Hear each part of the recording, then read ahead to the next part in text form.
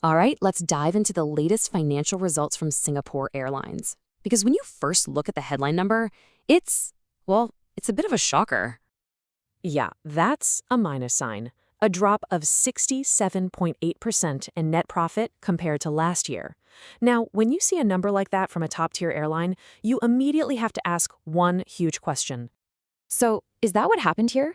Did one of the world's best airlines just hit some major turbulence? Well, the answer is not really.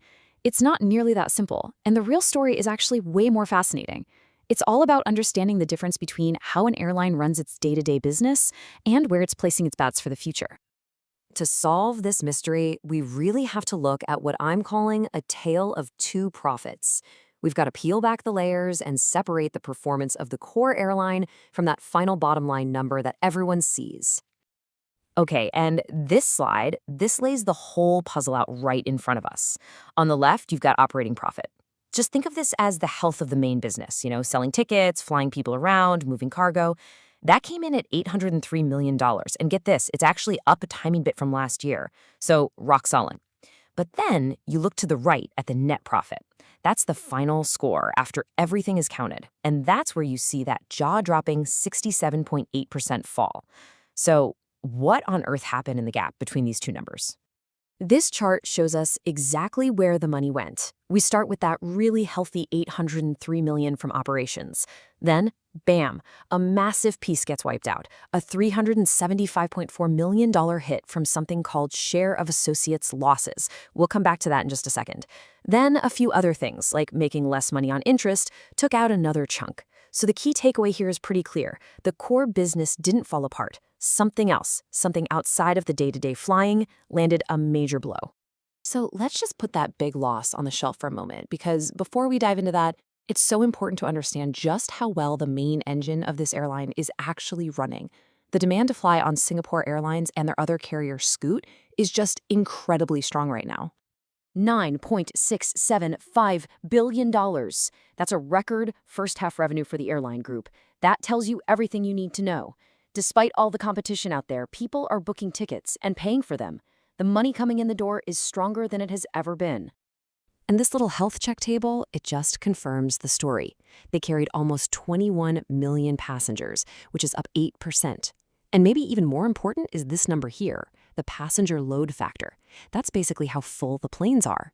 And at almost 88%, those planes are packed. The number of people flying grew even faster than they added flights, and that's a sign of a very, very healthy airline. The engine is running beautifully.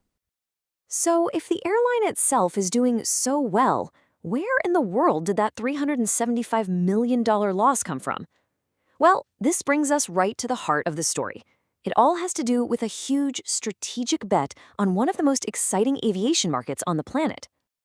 And there it is. The main reason for that share of associates losses is Singapore Airlines' 25.1% ownership stake in the Air India Group. See, SIA isn't just an airline, it's also an investor. And the performance of the companies it invests in, well, that shows up directly on its bottom line. But how does that work exactly? It all comes down to a slightly complicated rule called equity accounting. But let's make it simple.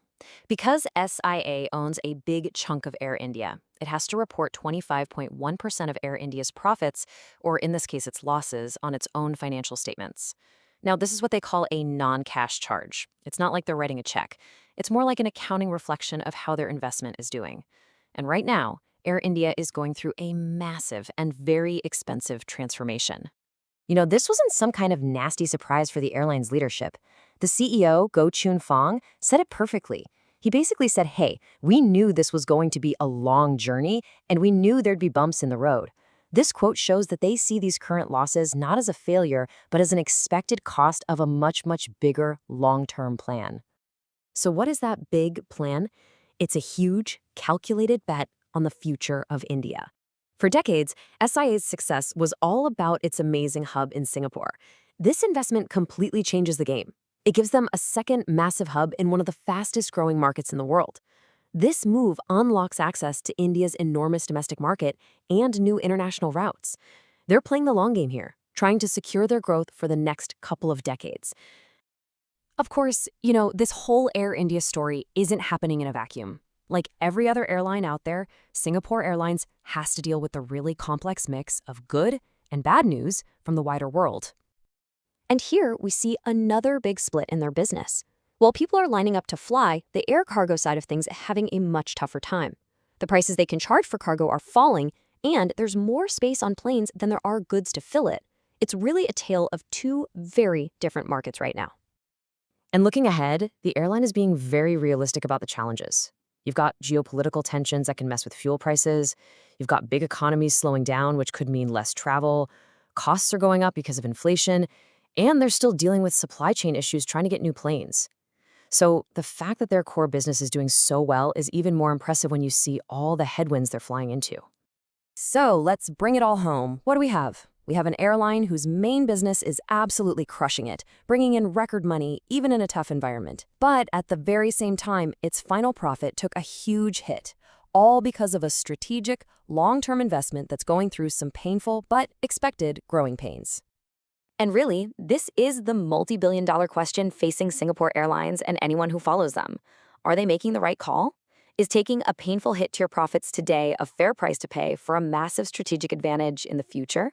The final chapter of this tale of two profits really depends on whether that big bet on Air India pays off. And you can be sure that's a story we'll be watching very, very closely.